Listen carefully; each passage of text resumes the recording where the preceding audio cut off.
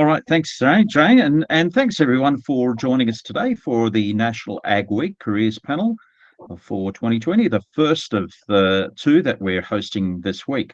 So we know that Friday is National Ag Day, but we realise there's so much to talk about in terms of agriculture, both in terms of education and careers, that we turn it into a sort of a week-long range of activities. So very grateful for our panelists today for joining us, but also our participants to join us today.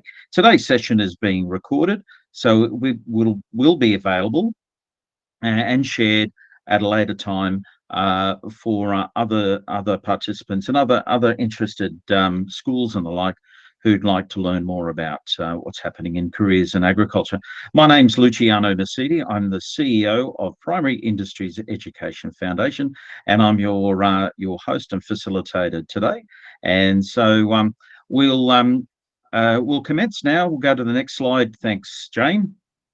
With an acknowledgement of country. In the spirit of reconciliation, PIEFA acknowledges the traditional custodians of the country throughout Australia and their connections to land, sea and community. We pay our respect to elders past and present and extend that respect to all Aboriginal and Torres Strait Islander peoples today. Thank you, Jane.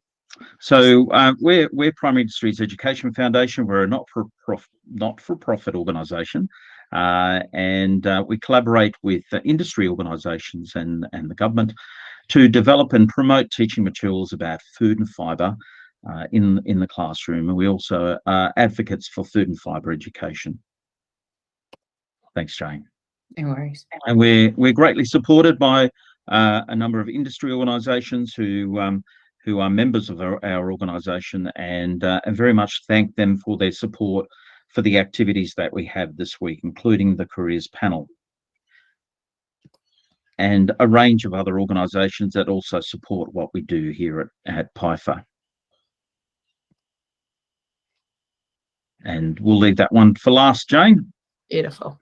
All good. So today, let's move right along and we'll talk more about who we have today on our Careers Panel. So the purpose of today is to showcase the careers that exist within agriculture. And so today's session, we have some wonderful representatives of a range of industries. We have Katherine Balding, who's representing the chicken meat industry, Kent Bennet, who is from Victoria, from Vic Forest, representing forestry, Danyel Cucinotta, who's representing the egg industry, Amanda Madder, I'm not sure if Amanda's on with us yet, but she's from Viticulture, wine grape production, and Jack Steele, who is an agribusiness consultant involved with grains production. So the process today is that I'm going to ask each of our panel participants some questions, and we'll develop a discussion there about who they are, what they do, and more of an insight into their current roles. There is a chat area here in Google Meet. So any of our participants have any questions as we go along, please click on the chat button, which you'll find in the bottom right-hand corner, second to the left. Please type in your questions there as we go along. So we might start now, and I'll start by asking Katherine. Welcome, Katherine. Thanks for joining us today. Thank you. And just want to ask you if you could describe your role and the industry that you work in. Excellent. Thank you, Luciano. Currently I'm the general manager in a poultry integrated business by Arda Poultry. My role at the moment, I look after nutrition. I look after the operations side of feed mills, technical side, including veterinary health, welfare,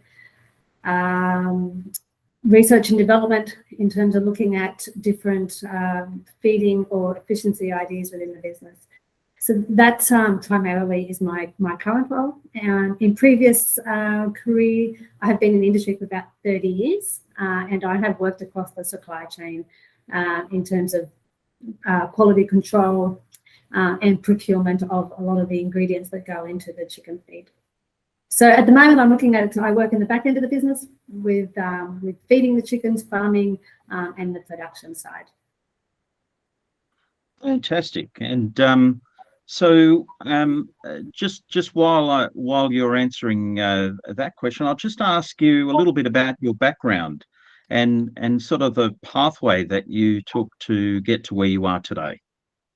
Yeah, no, that's a really interesting question, because a lot of people have asked me, and we ask a lot of people, is what brings people to agriculture? And a lot of the people that we do ask have a family background of agriculture, so it is familiar to them. For myself, though, had no experience with agriculture, was a city girl, never thought I would end up in such a role. So I would almost say that I fell into the career. My first degree was in food technology and nutrition, so I often thought that I would go down the sort of the human nutrition pathway. I had an opportunity to work with a poultry company when I first graduated from university, and that was as a chemist in the laboratory, and that's where I started. So from there, you know, I just kept moving different positions, had lots of opportunities, and grew within the industry. So yeah, it was totally unexpected, but has been very fulfilling. Wonderful. Thank you for that initial insight into who you are and where you work, and a little bit about your pathway. That's wonderful.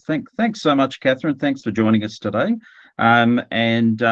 We'll come back later on. I've got some more questions for you, and also thanks to everyone else who's joined us today. Also, Amanda, thanks for joining us. And we'll if any of the participants have any questions as we go along, there's a little chat button down the bottom right hand corner for you to put your questions in, so we'll get to those very, very soon. Now next we've got Kent Bennet from Vic Forest. So Kent, would you like to tell us a little bit about your role in the industry you work in, and a little bit about your background and how you got to where you are today?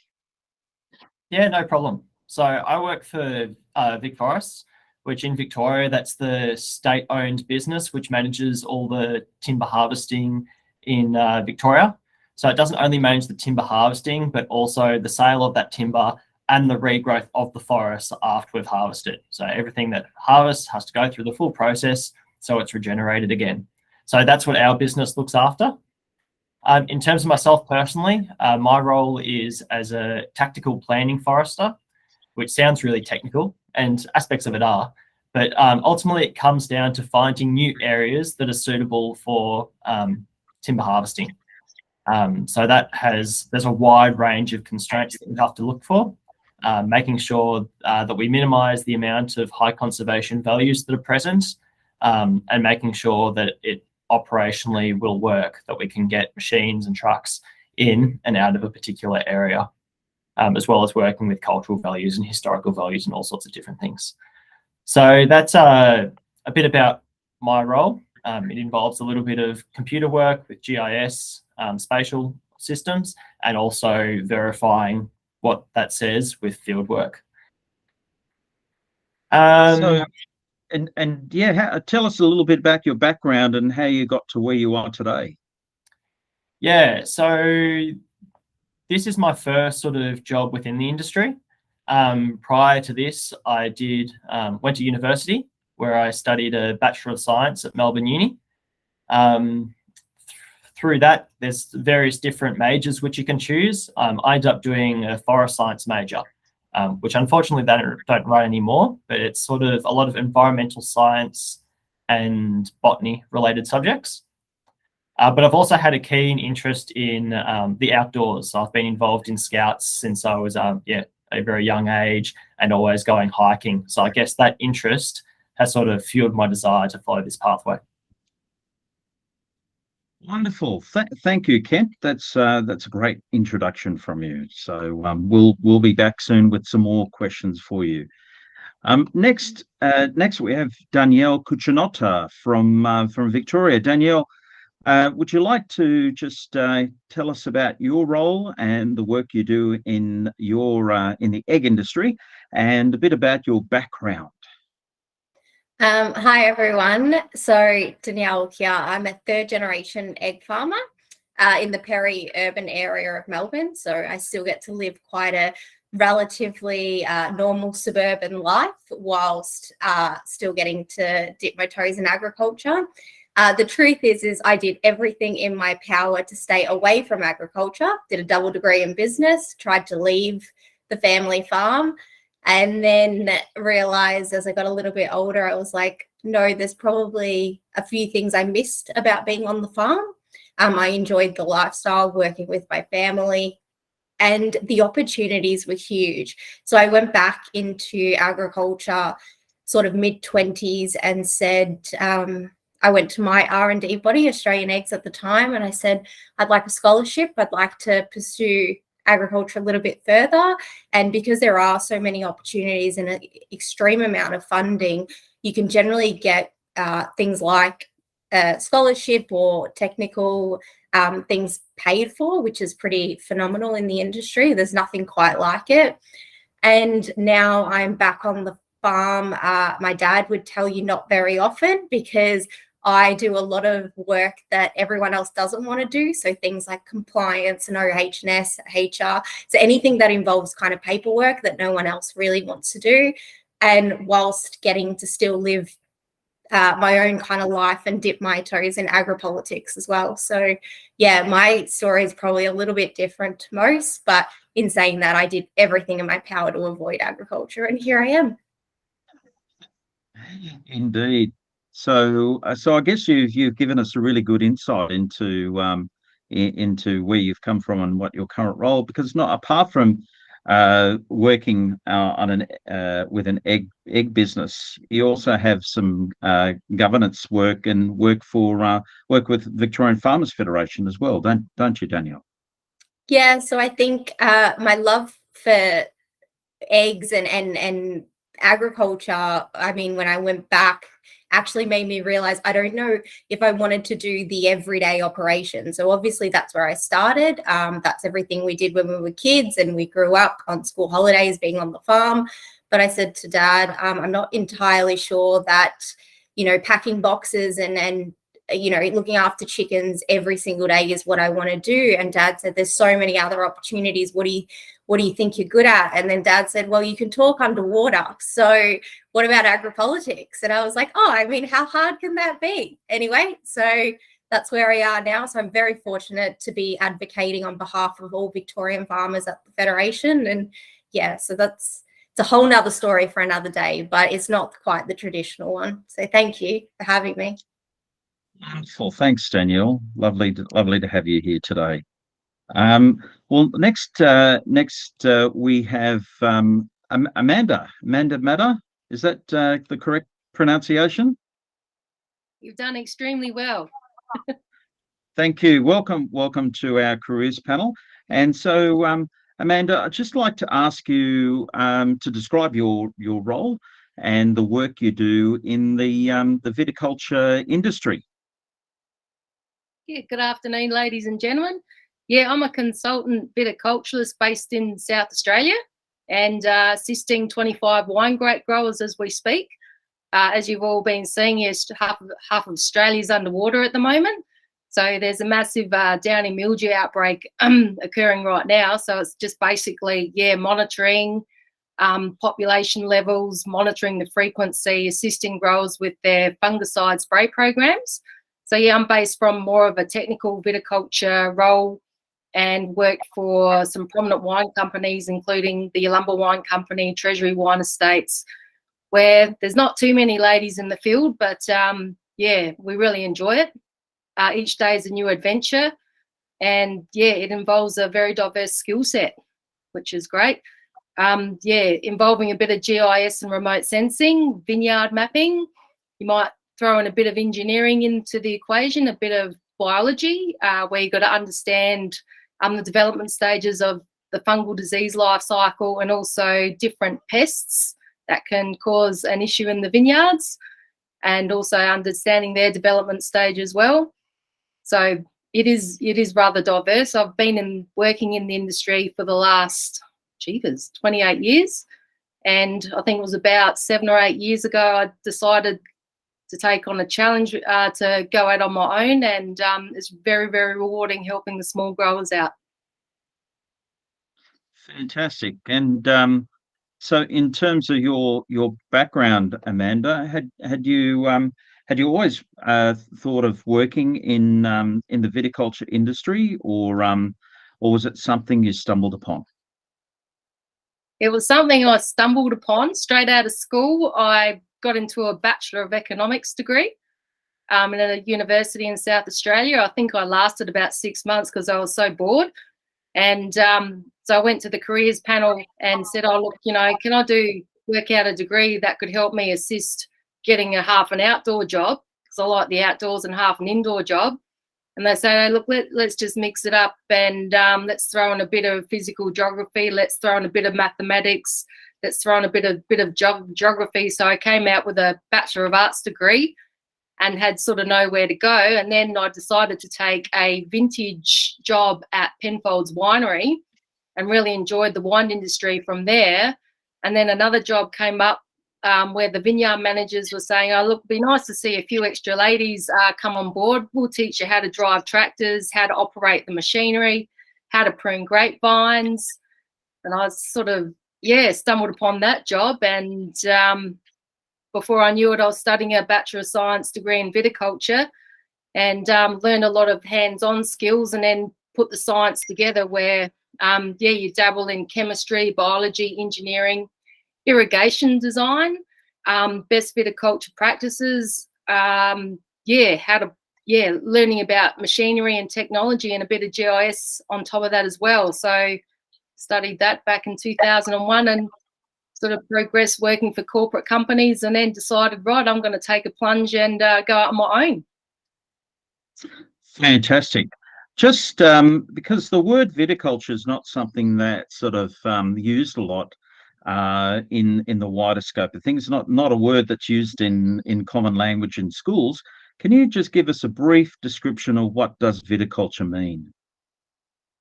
Viticulture means anything to do with vineyards.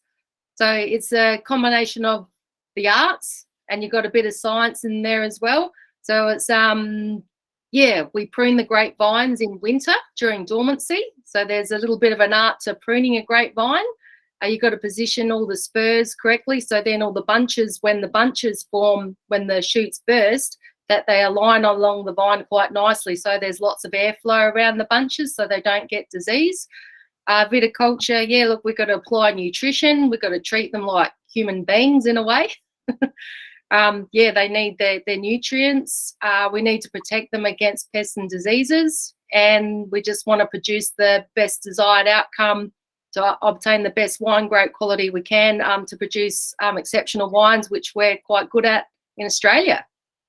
So in a nutshell, it's based on vineyards. That's right. So it's all about managing the plants so that it can produce the best quality grapes for the best quality wine. So that's fantastic. All good. And we've got thanks for that, Amanda. That's wonderful. We'll be asking you a few more questions very soon. And lastly, our next panelist is Jack Steele, who's an agribusiness consultant. And welcome, Jack. And tell us a little bit about your role and the industry that you work in. Yeah, so I mean, I work across a variety of industries, but I'd say 80% of my clients are grains based. So I'm just currently working as an independent consultant in the agribusiness field. So I'm essentially looking at dollars and cents and trying to make the farmers a bit more just money at the end of the day. So a lot of gross margins based on their cropping output, predominantly through Southwest Vic. I'm also trying to get a bit more experienced in the agronomy side of things to kind of increase my technical knowledge. So I've dabbled in a few different roles in the grains industry for a number of years. I started as a market analyst, did a bit of work as a sales rep for a seeds company. And the consultancy field, I've just enjoyed working with farmers and just trying to help them make a bit more money because they need to survive at the end of the day and they need to be just profitable. So essentially my day-to-day role, varies between gross margins, budgets, property acquisitions, just like any big factor decision just making that affects the bottom line. And so how did you get to where you are today? Yeah, so I bounced around a few jobs, to be honest with you, trying to find the right just sort of fit. So I grew up on a farm, did a Bachelor of Agricultural Science at Melbourne Uni. The dream was to become a agronomist, and it still is in just a couple of ways. But I had a really good agricultural economics teacher who really grew my passion for the farm business side of things. So ended up looking for opportunities in the farm business consultancy space.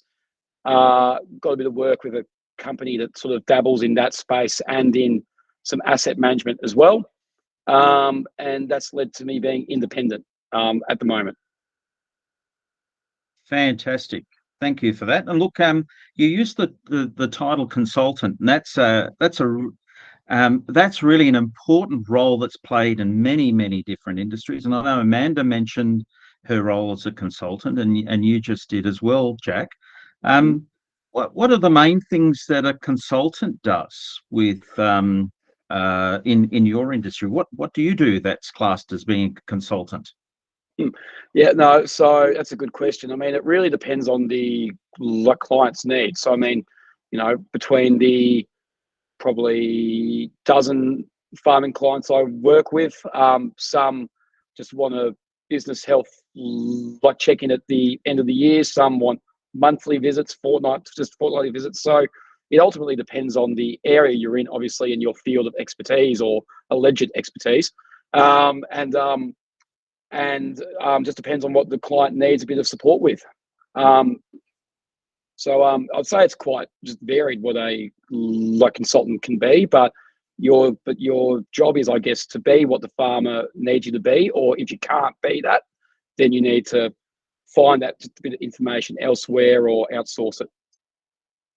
Fantastic. And that's a really important part of that particular role, because you're sort of an information broker. So if you don't know the information, then you go actually talk to other people or find that information. So, and very much it's about problem solving. And in many ways, all the wonderful descriptions that you've provided so far are really indicating to me that in your roles, that having a technical knowledge about your field, but also having essentially your problem solvers, that you're solving particular problems within your workplace on a day-to-day basis, and to me that's sort of a core sort of skill that comes hand in hand with not just only knowing about the technical information. So that's fantastic. Thanks, Jack. So what I was going to do now, and thanks to Giselle, because I was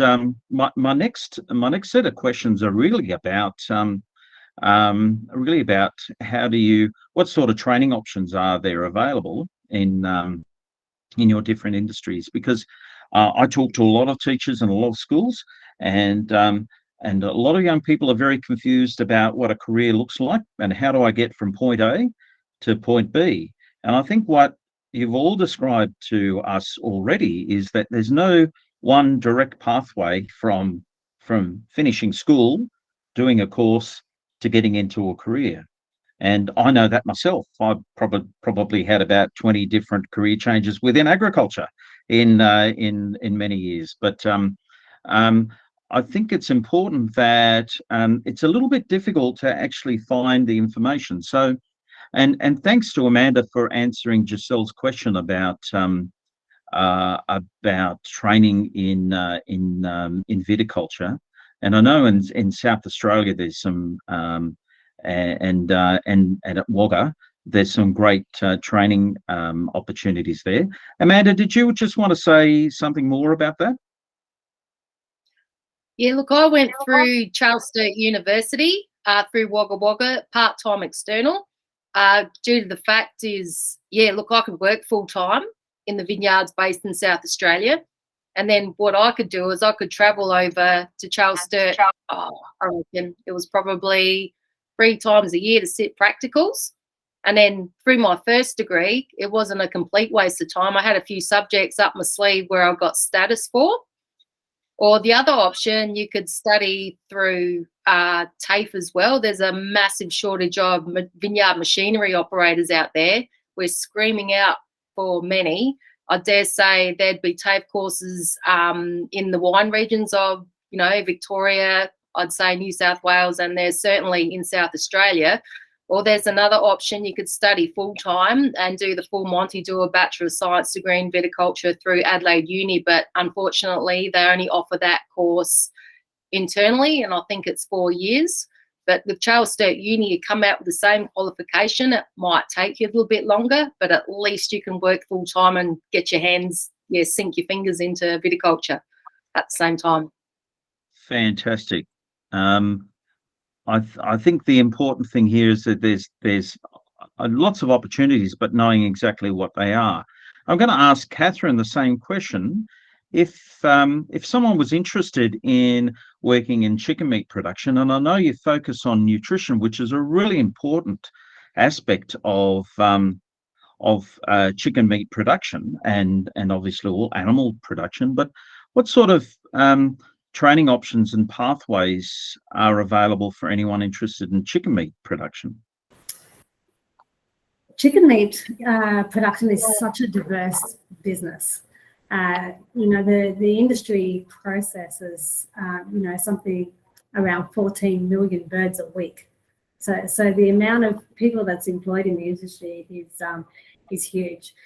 When you look at the business, we employ engineers, we employ human resources, we would employ accountants, nutritionists, farmers, procurement in terms of grain procurement. Look, I think the list is endless. We've got sustainability people. So I think, when you think about poultry, just don't think about farms and sheds. It's big business. It's very corporate, and there's lots of opportunities to actually work throughout the supply chain once you get your foot in the door.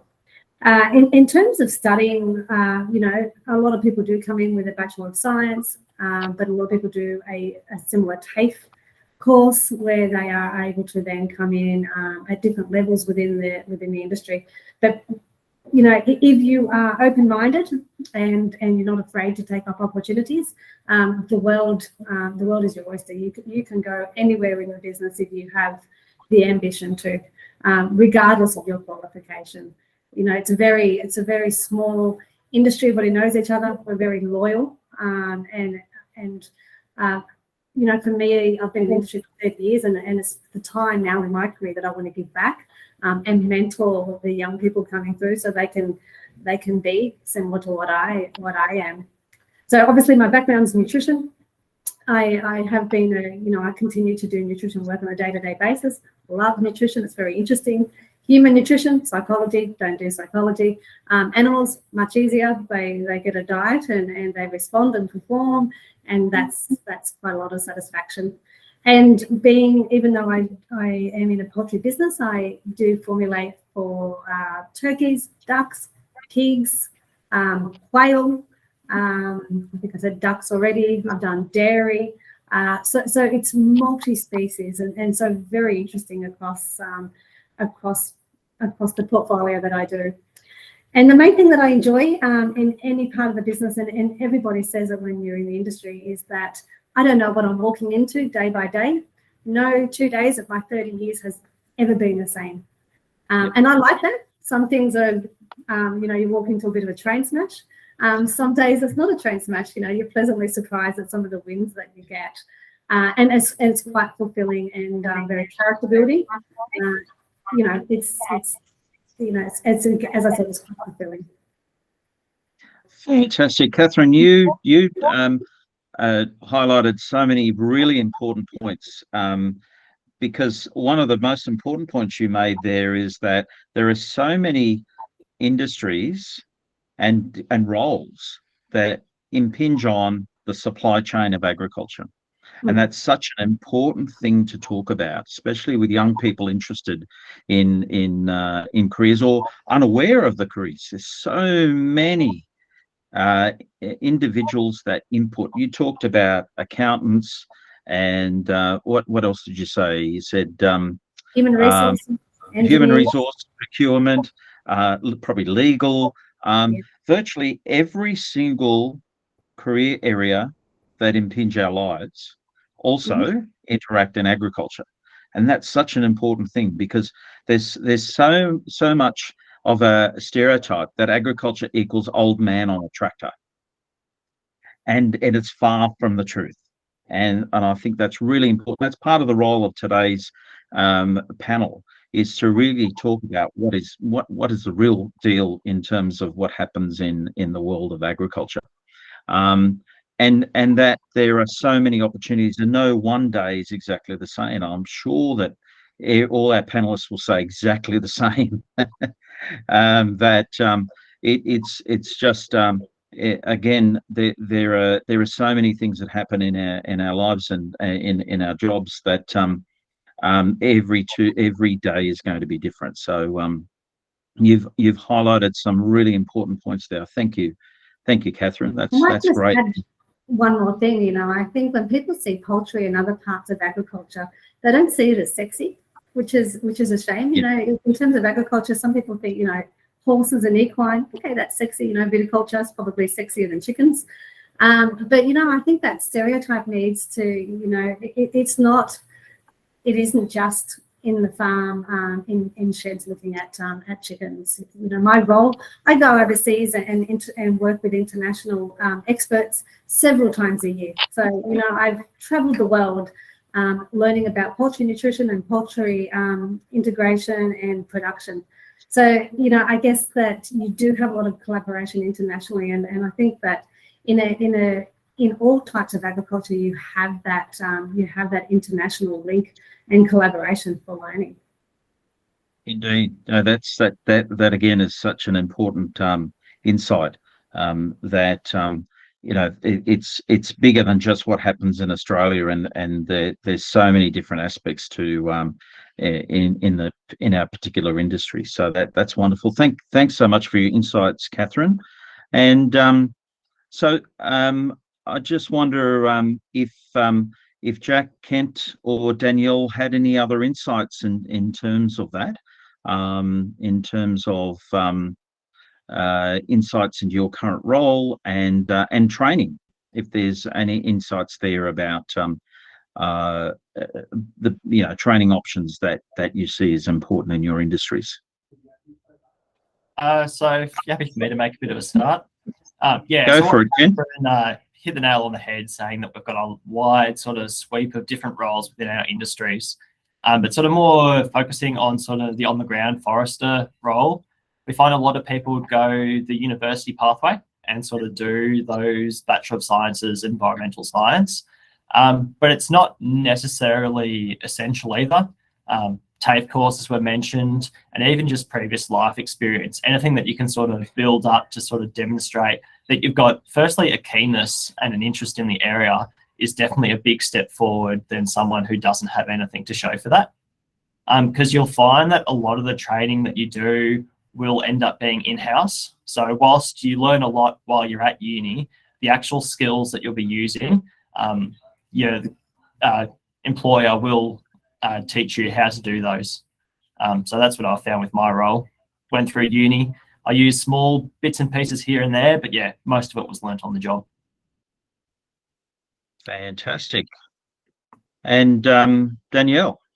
Yeah, I would just say that, like I mentioned earlier, there's a lot that you can gain. So to be an egg farmer or be in the egg industry, generally there's no certificate or something that you require, but once you are on farm, most employers, and ourselves included, will generally go to our R&D bodies. So there's a research and development body for almost every section of agriculture, and ours is Australian Eggs, and they are constantly looking to upskill people in the industry and pay for that. So we're so fortunate with someone like Australian Eggs, who have paid for not only my own scholarship, but so many other scholarships across the whole of Australia. And that might be to do a diploma, a certificate.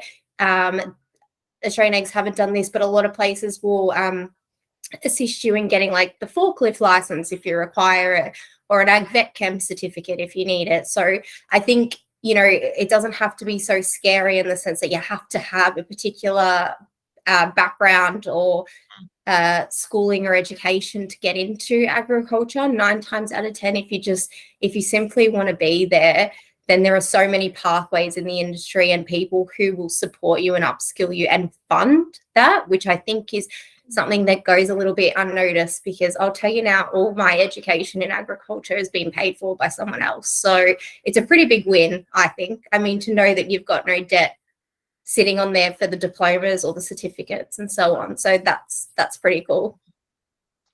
That's such a fantastic point, Danyel, because there's so many scholarships and ways in which you can have your training paid for within the industry. And I know, having taught students in the past, it's always a bit confusing to find out where you find this information and who do you go to, and where do you find that that information about scholarships, etc. But I know there's lots of opportunities out there that don't get taken up. And I think it's important to ask the right questions, and especially if you're in a school, ask your careers advisor. Or towards the end of our presentation, we'll be talking a little bit about Career Harvest, which is our careers website. But that's wonderful. Jack, are you back with us? I'm back. Sorry about that. Just got put out of the room that I was in before. Oh, that's okay. Yeah. So some of your insights into this discussion about training. Yeah, I mean, I guess for my role, I think the biggest thing is just been trying to get in front of as many different people as I can. I'm a big believer in you can learn like something from everyone. In a previous role, I spent a lot of time in and around like dairy farms, which I didn't think I'd do. But I think probably one area of like agriculture that I don't think we do as well as we could is learning from different industries. Like I think grain, beef, sheep, just like poultry, whatever it is, I think we can all learn something from the way other industries do things. So I guess in my consultancy role, the more people that I can get in front of and the more people that I can see how they do things, the better advice I'll be able to give. And I think that starts from a really young age. Like there's no reason why, I'm not sure we've got a mix of school kids and uni kids or what, but I mean, if you've got an opportunity to get out and see a good local operator and just pick their brain for half an hour, it's an absolutely massive opportunity. So I guess for me, I just try to get in front of as many good people as I can. And, you know, even if they're not the best operator, you can learn something from how they don't do things, or, you know, you can learn something from the bad people, even if it's how not to do something. And you can learn things from the good operators as well. Fantastic. Thank you for that. That's another great insight. So I'm going to ask each of our panelists a question, and because we're at the time is sort of limited, I'm just going to ask you to give 2 or 3 responses to these to this next question, and very much I think a better understanding of you know what you do on an average day or average week is a really good insight, because you know it sounds like everyone plays so many different roles within their job, and there's lots going on in your industries. But in what way do you think you're making a difference in your job?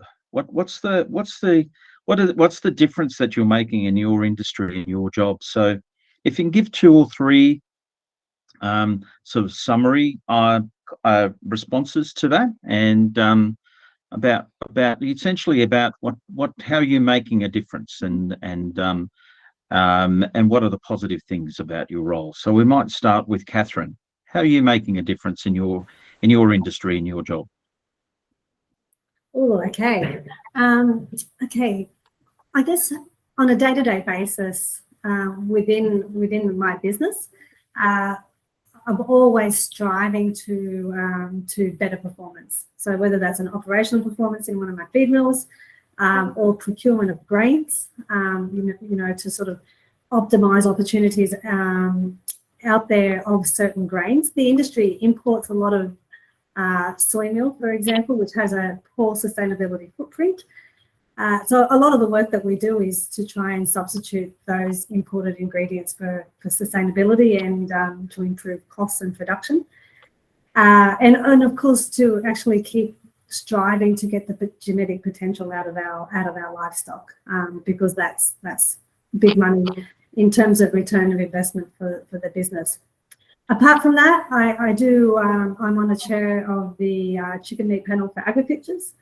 So I contribute a lot back to the industry with research and development, because I think that's really key to drive efficiency through the industry, as well as solve sort of the key areas where we're looking at biosecurity, disease challenge, as well as finding people, which I know that everybody in agriculture is probably in the same boat as that at the moment. So really, that's a day-to-day my work, like looking at a lot of figures. I go onto a lot of farms, so even though it's not sexy, I enjoy being out there with the birds, having a look at them, seeing how they're responding. I do enjoy getting dirty. I think if we do have that openness, I think it's fun. But also, I do like to give back to the industry, and maybe that's the stage of my career, to mentor a lot of people. And very briefly, what sort of advice would you give to a young person who might be interested in pursuing a career in chicken meat? Well, there's so much opportunity. So look, don't hesitate. There's such a diverse range. It's been very good for me. As I said, I fell into the industry. It has been very fulfilling, very rewarding, both financially and as a career. Look, please, I wouldn't hesitate. But in any ag position within the agricultural industry, you have the same opportunities and the same rewards, I believe. Fantastic. That's a great summary. Thank you, Katherine. Kent, what about yourself? How are you making a difference, and what advice would you give young people interested in pursuing a career in forestry? Yeah, so I definitely feel like I'm making a difference. As I mentioned before, I'm sort of finding the new areas. So we're the very start of the chain of sort of timber production. So without us, there is no native timber. So I think that's a massive difference. And the fact that we're in the timber shortage and there's issues in that space, that's a big aspect of how I'm making a difference. But even sort of more locally within the business, I recently took on a training opportunity to learn our new GIS spatial technology system. So because I've done that training, I'm now teaching other people within the business. So that's a different aspect of what isn't considered normal work for me, but definitely keeps things interesting. Fantastic. Was there a follow-up question, or? And what advice would you give a young person interested in your career and your industry? So for a young person, I would say always double check the facts that you hear in the media. We get a lot of forestry industry. It does get a bad image painted about it, unfortunately, and a lot of the time it isn't true. If you get the opportunity to get a taste of the other side of the picture, take it, because you'll see that we are such a sustainable industry. Timber's a fantastic product, so diverse, and definitely something worth pursuing. Indeed, yes. Without timber, without the fibres of timber, I guess the houses we live in and the furniture that we sit in wouldn't exist. So, thanks, Kent. That's wonderful. Danyel. Everyone eats. So no matter what, agriculture, I find, simply is just a really secure job. So if you look at, say, the COVID pandemic, when a number of industries ended up, working from home or not having as much sustainability in their careers, you will find agriculture simply will continue to exist unless they find a way that we don't need to eat, which I would find really surprising. So that's something I'd say every single day. You know, it's very rewarding to know that we make a difference as farmers or as agriculture, knowing that there's food available, it's safe, it's affordable, it's easy to access. For me personally, I have a little bit of a passion for sort of affordability and access to food from, you know, I sit on the Food Relief Task Force in Victoria. So I work with the likes of the major organisations like your Food Bank and Oz Harvest, and there is a large proportion of food insecure people across Australia. So it's, for me, it's making that difference and really understanding that farming system exists in Australia for different reasons. So really debunking the myths between, say, a caged versus free range versus barn egg, and understanding the needs across the country, because it's not black and white. Animal husbandry and welfare are not simply made up by whether or not, you know, you've got access to sun or not. So that's probably something where I'm making a difference. And my advice is do whatever makes you happy, because there are so many opportunities in so many different industries, and I've never been happier. So agriculture, I wake up every day, nothing's the same. I pick the hours I want to do. I'm a lot more flexible than many industries. But in saying that, it's hard.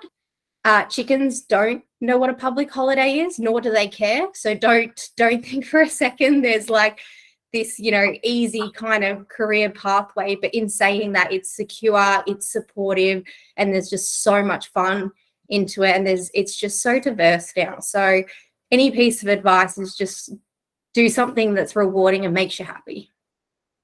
Sensational. Thanks, Danyel. That was so well said. You encompass so many important messages there about careers in agriculture. Thank you. Amanda, have you got some points there about how you're making a difference and advice you give young people interested in your industry and career? I think it's important for anyone in agriculture, to improve their operation efficiency, and also, whoops, my computer fell down. Also to save money where they can. Helping growers to think outside the box and think outside the square to, you know, save money, to save the use of agrochemicals.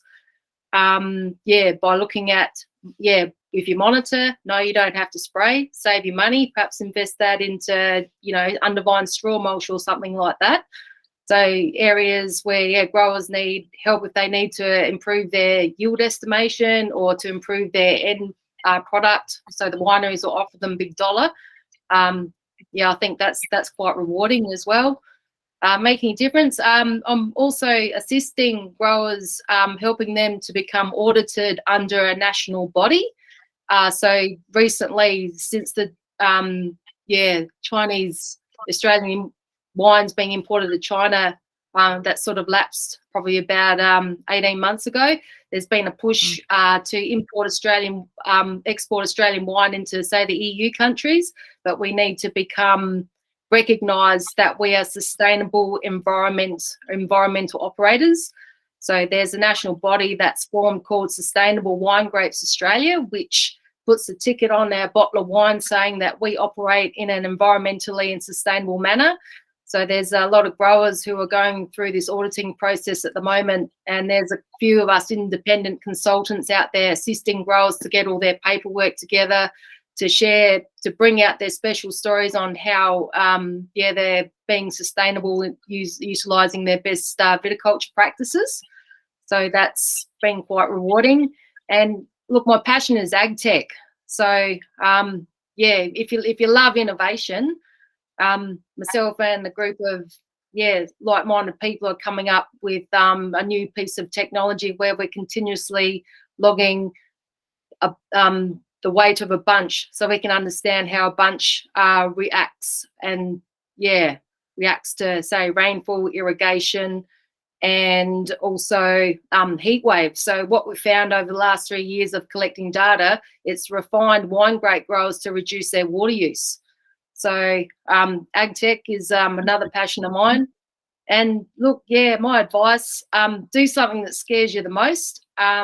Look, if you like to be innovative, if you love problem solving, we are looking for, I don't know, vineyard operators, more ladies to enter the wine industry. Seems to be a lot of fellas out there, but it's extremely diverse. You're dabbling lots of different disciplines, and viticulture can take you into other areas as well. You might end up, you might want to work in a laboratory, or you might decide, okay, well, start a viticulture, but then you could end up working in a winery and dabble into winemaking as well. So viticulture can offshoot to other industries as well, even potentially irrigation design. So, hey, look, viticulture is just, it's diverse, but it's also not limited.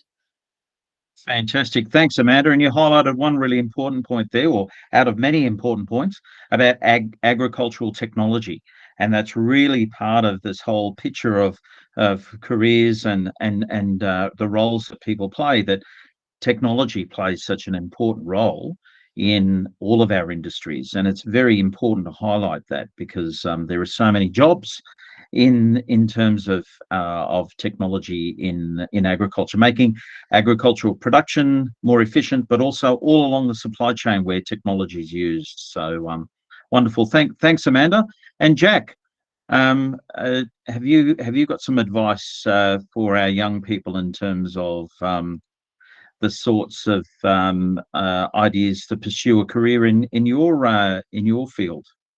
Yeah, so I think Danyel hit the nail on the head, that if you find something you love and you're just passionate about, you'll enjoy it more, and you end up being more successful. So, I know it sounds like a lame, sort of go and do the thing that you love, but it really is true. It'll really set you up for a career that you love and enjoy, and you ultimately are successful at.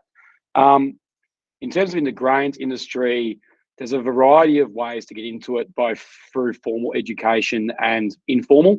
That could start from the farm up, being hands-on, operating machinery, whatever it is, to even, I know a lot of agronomists that made a start just through starting as a customer rep at their local merchandising store. So your CRTs, your Elders, all of those places, it's amazing. Stores like that can really just offer a wide range of opportunity. You meet a lot of farmers, a lot of contractors, a lot of specialists, and there's a lot of pathways that you can take just from a really seemingly simple stepping stone like that. But as I said before, I think my key general broad advice, regardless of the industry, would be find something that you love, or at least a type of work that you love. So for me, I love working with people. So just finding a way to work with as many different people as I could, and expose yourself to as many different ideas and as much range within that industry as you just possibly can as well. There'd be my two key broad pieces of advice, I guess. Wonderful. Thank you so much, Jack, and thanks to all our panelists for their amazing and personal insights into their careers today.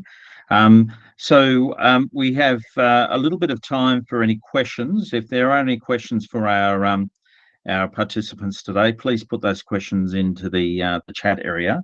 But before we finish, I've got Ingrid Gow with us today, and Ingrid is our Student Engagement Officer with the Ag Career Start program, which is a gap year program that is managed by National Farmers Federation in collaboration with Primary Industries Education Foundation. Ingrid's going to tell us a little bit about the program and about the careers opportunities through Career Harvest. Over to you, Ingrid. Okay, thank you very much. I'm just going to share my screen.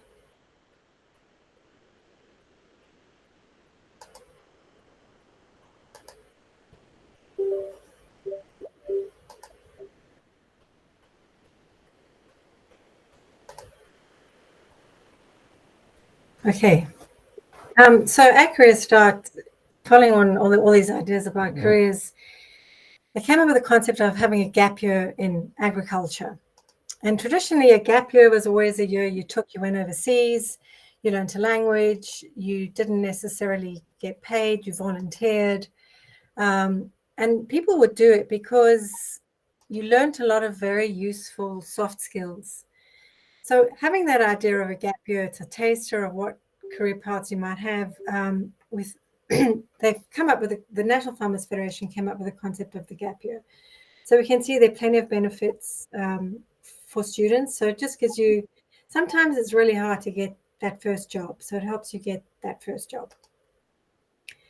So this program, however, is just a little bit different in that you choose where you want to work. And that doesn't happen very often, where you can say, I'm really interested in forestry, or I'm really interested in meat chickens, or I'm interested in viticulture or egg production, or I want to be a consultant, listening to our other speakers.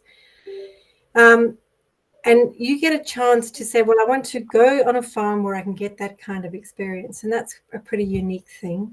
So if you wanted to work on a chicken farm, we could put you on, students could go to chicken farm, or if you wanted to work in viticulture, you could do that. You're guaranteed employment for 10 to 12 months within that industry. You'd be paid at award rates.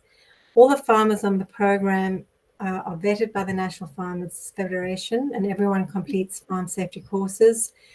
And you get ongoing support from the National Farmers Federation Ag Career Start team. So they check that you're okay, they check you paid, they connect you up with the other participants so that you don't feel too homesick. While you're on the course, you also get user-led training. So every participant can decide what sort of training do they want to do, whether they want to do first aid or a chemical course or a forklift license, and that's paid for by the project. So that's an amazing opportunity to upskill yourself while you're working on the farm.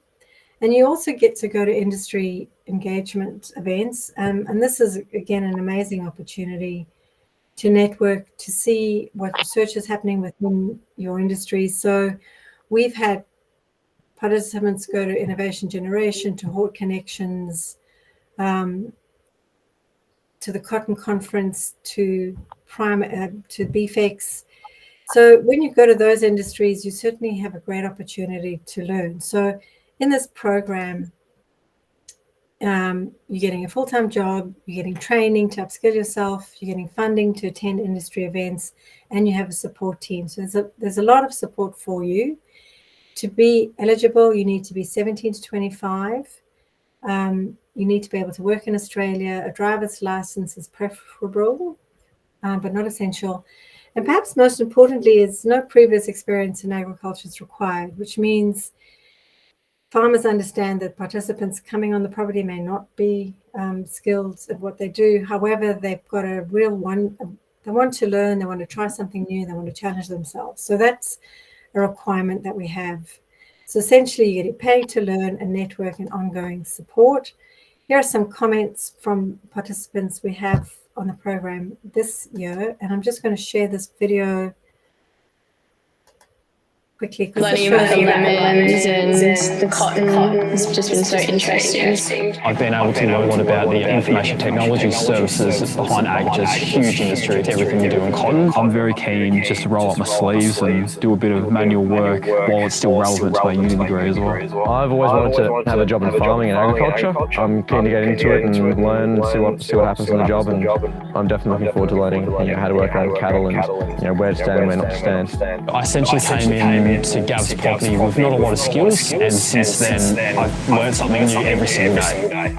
So many people and so many different friendships that you can make. It's like an own little family here. It's been a great experience, not only to learn about ag, but also a lot of life skills as well. So I'm someone who has a disability. Farm's been really good at in making sure that they're teaching me things in a way that I understand and making sure I get the support I need to get to the same point as somebody else. I'm hoping that my time here will kind of give me a bit of first understanding into living on the land, and I can use this knowledge that I learned here and apply it when I'm doing uni. Leaving your life behind at uni and away from where you grew up, first couple of weeks was a little bit hard, but it's been great. You don't look back. Ultimately, I find everything very, very rewarding and fun. It's an awesome workplace. It's been the best decision I've made, and I don't think I could say any high praise of the fact that I'm now actually able to work on a farm experience it, and be doing what I'm doing. It's a dream job. It's definitely nerve-wracking, but it's so worth it. I wouldn't change it for the world.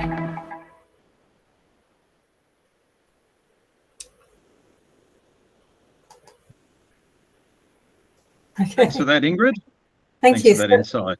And wonderful. That's a great program, and that that program continues into 2024. So we're hoping to see more and more interest in the various industries that way. But we've come to the end of our session today, and really appreciate our panelists joining us today to share their insights into their careers and their industries. It's so immensely important, given the fact that we have such a great need for people to work in agriculture. National Farmers Federation said the other week there's 170,000 jobs available in agriculture in Australia. I mean, that just does my head in. And for every graduate, either from TAFE or from university, there are 6 jobs.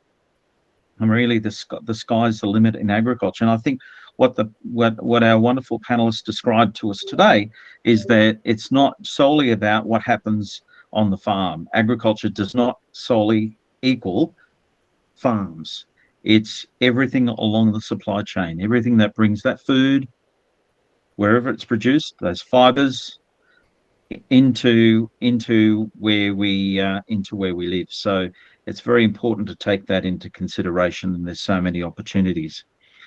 For our participants today, thanks so much for joining us today. And if any of our participants today have any questions, please forward them on to us. You'll receive a survey to complete, and if you have any further questions to provide us, we'll endeavour to help you out with that. But I'd like to say a big thank you to all our panelists today for joining us today, to Amanda, Jack, Danyel, Kent, and Katherine. Thank you so much for your time today. It's been sensational, and really appreciate your contribution to National Ag Week here at Primary Industries Education Foundation. So thanks again, and thanks to everyone for their contribution to this session. We'll see you next time. Thanks again.